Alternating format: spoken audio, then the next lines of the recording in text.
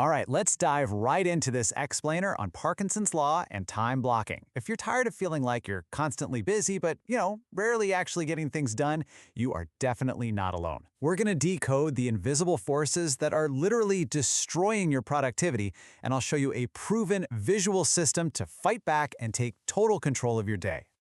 I want you to really think about a time when you had all day to do just one simple task.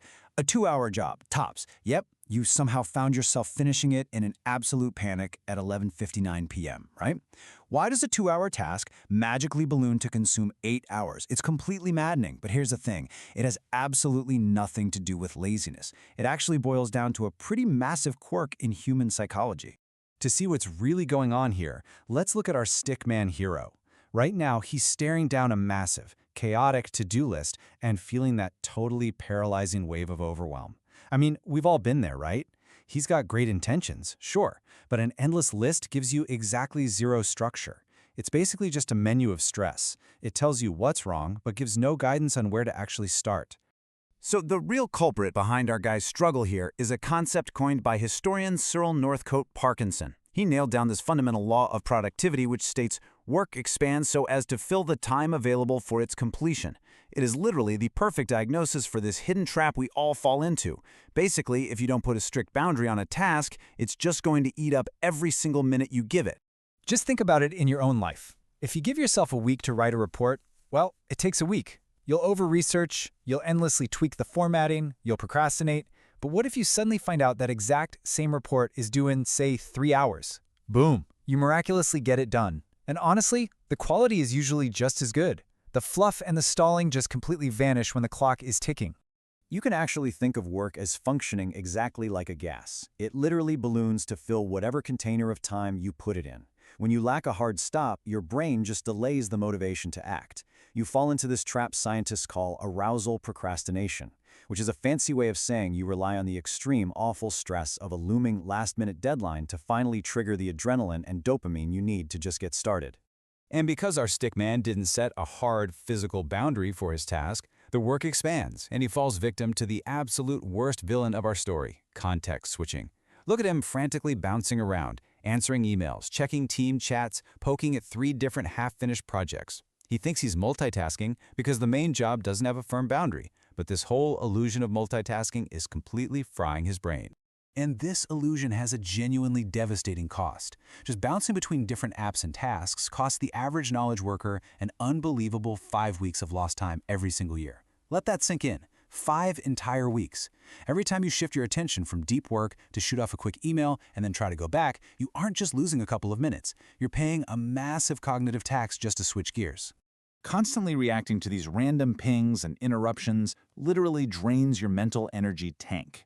The American Psychological Association actually found that this repeated gear changing skyrockets your error rate and drastically reduces your overall accuracy.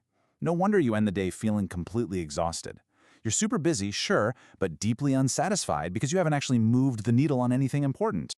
To put some hard numbers on this, out of a standard 8-hour workday, and this is based on data from over 185 million hours of tracked work time, the average worker only spends a dismal 2 hours and 48 minutes on actual productive work. Barely 3 hours. The entire rest of the day is just eaten alive by Parkinson's law, constant context switching, and unstructured tasks ballooning out of control. So, how do we rescue our stickman and ourselves from this trap? Well, we bring in the ultimate weapon against Parkinson's law, time blocking. Time blocking is simply the practice of dividing your day into dedicated, specific blocks of time and assigning one distinct task to each of those blocks. You're no longer letting a chaotic list dictate your life. You are working from a tightly structured, bulletproof schedule. This system forces a total mindset shift. You literally transition from a reactive multitasker into a proactive planner. Instead of just letting your inbox or random Slack messages hijack your day, you plan it in advance.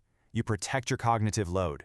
You focus on one single task at a time, you set firm start and end times, and you stop Parkinson's law right in its tracks. Look at our stickman now.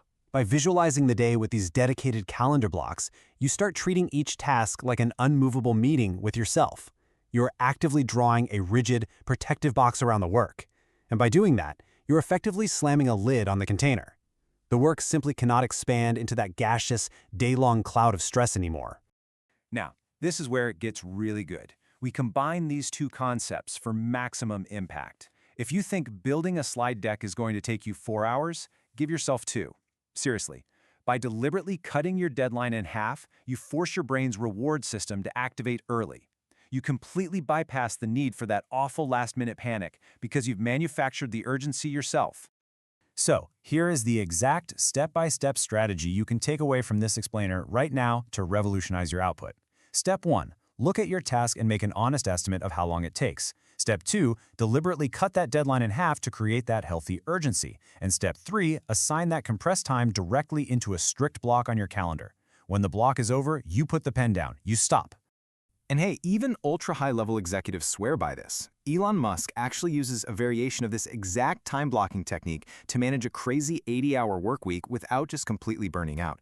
He maps out the hours, slots tasks into specific blocks, and, this is key, he cleverly adds buffer times between the blocks. That way, he can handle the inevitable daily fires without his entire system collapsing. Always remember that a sprawling to-do list just gives you choice paralysis. Every single time you finish an email, your brain has to burn precious energy deciding what to do next out of 20 different options. But a structured calendar block, it tells your brain exactly what to do and exactly when to stop doing it. It totally removes decision fatigue. When it hits 10 a.m., you just look at the calendar and execute the one thing in the box. It is so liberating. By proactively assigning your tasks to these artificially compressed deadlines, just like our stickman is doing here, you completely eliminate that context switching and you bypass arousal procrastination entirely. You get that amazing dopamine hit of accomplishment early and often.